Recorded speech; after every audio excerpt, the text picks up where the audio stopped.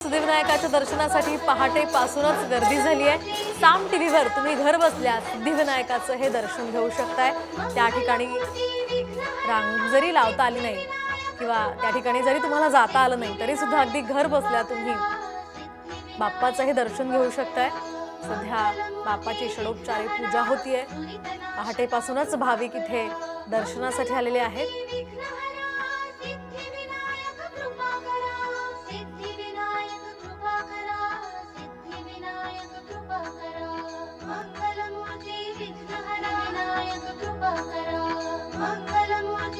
आपण या तिन्ही बाप्पांचं दर्शन अगदी घरबसल्या घेऊ शकतोय। पहिल्या दृश्यामध्ये सिद्धिविनायक आहेत, दुसऱ्या दृश्यामध्ये मुंबईच्या लालबागचा राजा आहे आणि तिसऱ्या दृश्यामध्ये गणेश गल्लीचा राजा आहे। तिन्ही मूर्ती अतिशय आकर्षक आहे। विशेषतः लालबागच्या आणि गणेश गल्लीच्या राजाच्या दर्शनासाठी दरवर्षी अगदी महाराष्ट्रातूनच नाही देशभरातून लोक येत असतात आणि बाप्पाचं दर्शन घेत असतात।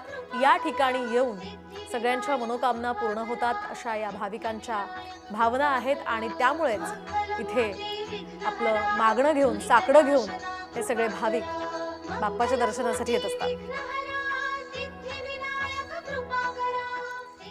आता जाऊयात नागपूरच्या गणेश टेकडी मंदिरात सुद्धा अगदी सकाळपासूनच भाविकांची गर्दी पाहायला मिळते।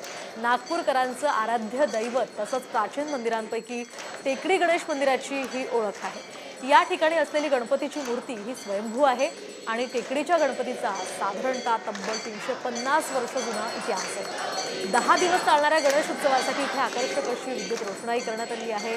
विविध प्रकारची सजावट देखील करण्यात आली आहे। दरवर्षी गणेशोत्सवादरम्यान भाविक इथे मोठ्या संख्येने रोज दर्शनासाठी येत असतात। या 10 दिवसांमध्ये पूजा अर्चना भजन कीर्तन तसंच विविध भक्तिमय वातावरणामध्ये हे 10 दिवस इथे उत्साहात जातात।